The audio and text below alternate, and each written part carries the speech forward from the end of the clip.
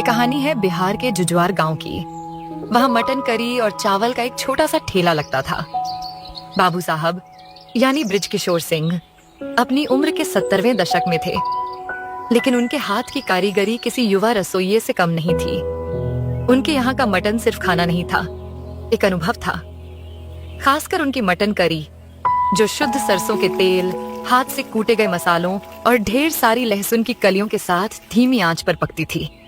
लोग उसे Bihari spicy mutton कहकर पुकारते थे। बाबू साहब का मटन इतना प्रसिद्ध था कि दूर दूर से लोग आते थे।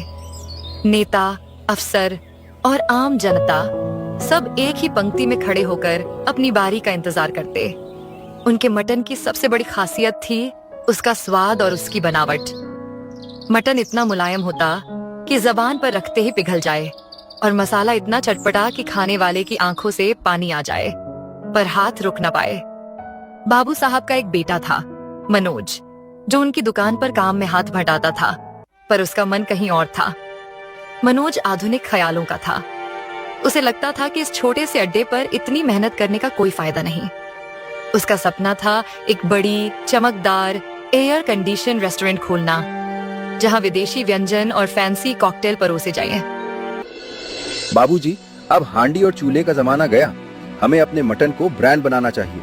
इसे बिहारी स्पाइसी मटन नहीं देना चाहिए, इसे तो स्पाइस्ड मटन ग्लोबल जैसा कुछ नाम देना चाहिए। बाबू साहब ने मुस्कुराकर कहा, अरे बेटा, स्वाद ब्रांड से बड़ा होता है।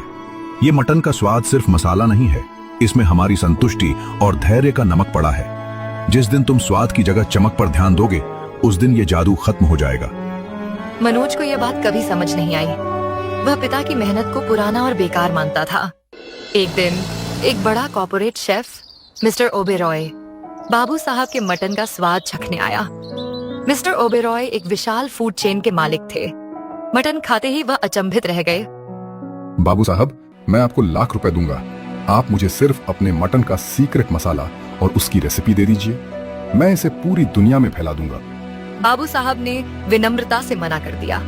साहब, ये मसाला सिर्फ मसाला नहीं है, ये निष्ठा है जो मेरे दादाजी ने मुझे सिखाई थी। इसे खरीदा या बेचा नहीं जा सकता। लेकिन मनोज, जो सब सुन रहा था, उसकी आंखें चमक उठी। उसने सोचा, यह मेरे सपने को पूरा करने का मौका है। अगली रात जब बाबू साहब गहरी नींद में थे, मनोज ने वह काम किया जिसके बारे में उसने कभी सोचा भी नहीं था। वह रसोई में गया जहां बाबू साहब का कीमती पारंपरिक मसाला बॉक्स रखा था।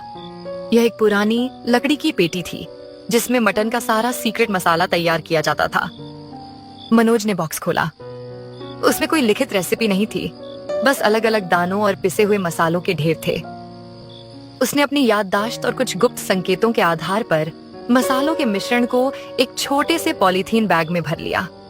वह जानता था कि बाबू साहब ने जो नुस्खा पीढ़ी दर पीढ़ी गुप्त रखा था, उसे वह बेचकर रातों रात अमीर बन सकता है।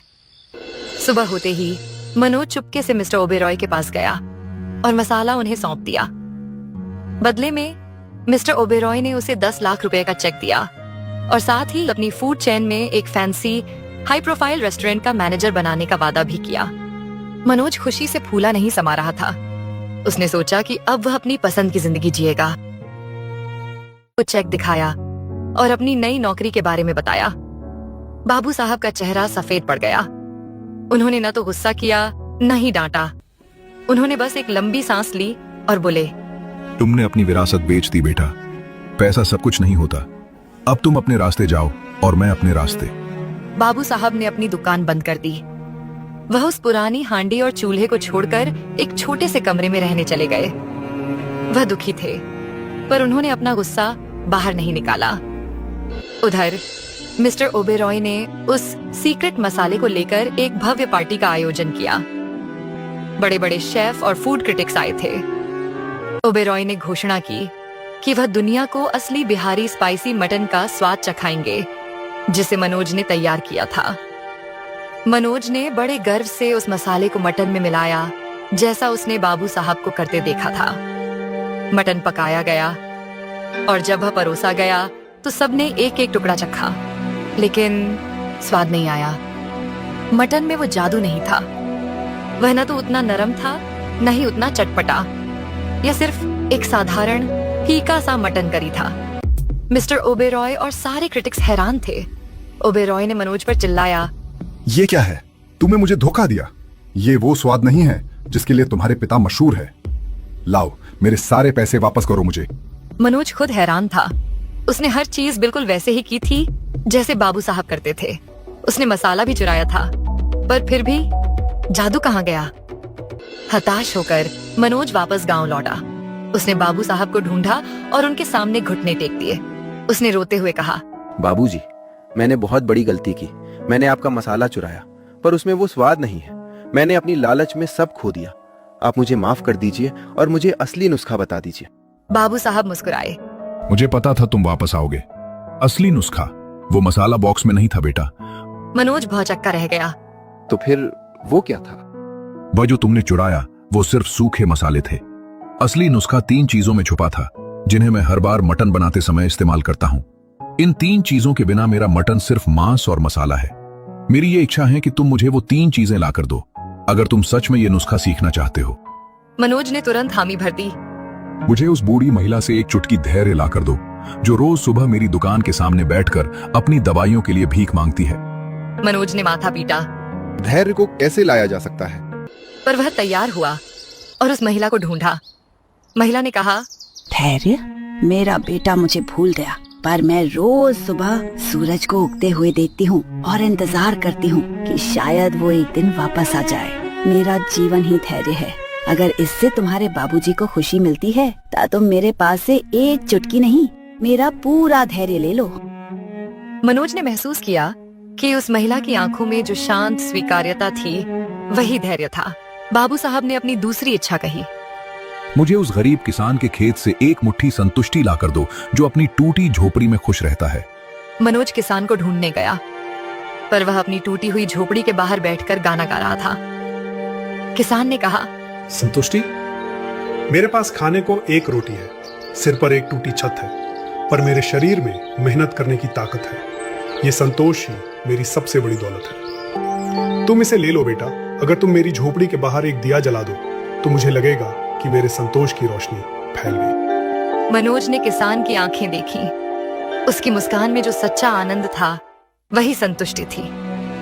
बाबू साहब ने अपनी तीसरी और अंतिम इच्छा कही, मुझे उस छोटे से अनाथ बच्चे की मुस्कान में से शुद्ध प्रेम लाकर दो, जिसे तुम रोज मेरी दुकान के बाहर से भगा देते थे। मनोज को याद आया कि वह बच्चा अक्सर मटन की महक से खिंचा चला आता था और मनोज उसे डांटकर भगा देता था। मनोज उस बच्चे को खोजने गया। उसने उसे ढूंढा और प्यार से अपने पास बुलाया। पहली बार मनोज ने उसे मिठाई दी। बच्चे की आंखों में पहली बार कोई डर नहीं था, सिर्फ शुद्ध निस्वार्थ खुशी थी। वह जोर से हंसा। मनोज ने उस बच्चे की हंसी को अपने दिल में महसूस किया और वह समझ गया कि यही शुद्ध प्रेम है। बेटा, तुमने तीनों चीजें ले ली।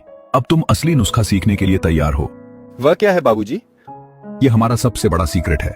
जब तुम मटन को हांडी में डालते हो तो उसमें मसाला डालने से पहले तुम तवे पर इन तीनों भावनाओं को तड़का लगाते हो। सबसे पहले तुम धैर्य को गर्म करते हो, यानी मटन को जल्दबाजी में नहीं बल्कि कम से कम 3 घंटे तक धीमी आंच पर पकने देते हो। जब तक मटन पूरी तरह से नरम न हो जाए तुम आंच नहीं बढ़ाते। यह धैर्य ही मांस के रेशे रेशे में स्वाद भरता है। फिर तुम उसमें संतुष्टि का स्वाद डालते हो। मेरा सीक्रेट मसाला सिर्फ 10 रुपए का नहीं बल्कि अपने काम से संतुष्ट होने का एहसास था। अगर तुम सिर्फ पैसे के लिए बनाओगे तो वह स्वाद कभी नहीं आएगा। तुम्हें मटन बनाने में खुशी और संतोष मिलना चाहिए और अंत में तुम उसमें शुद्ध प्रेम मिलाते हो। यह मटन मैं अपने ग्राहकों के लिए नहीं बल्कि उन्हें खुश करने के लिए बनाता था। मेरे लिए हर ग्राहक मेरे घर का मेहमान था। वो बच्चा जिसे तुमने भगाया उसे भी वो प्यार चाहिए था। जब तुम किसी के लिए निस्वार्थ प्रेम से कोई काम करते हो तो उस काम में एक अलग ही आत्मा आ जाती है। यही शुद्ध प्रेम मटन को असाधारण बनाता है। असली बिहारी स्पाइसी मटन का मसाला कोई पाउडर नहीं बल्कि एक रसोइये का सच्चा हृदय है, जो धैर्य, संतोष और प्रेम से भरा हो। मनोज की आंखों से आंसू बहने लगे। उसने पैसे की चमक में अपने पिता के ज्ञान और जीवन के असली मूल्य को कभी नहीं समझा था।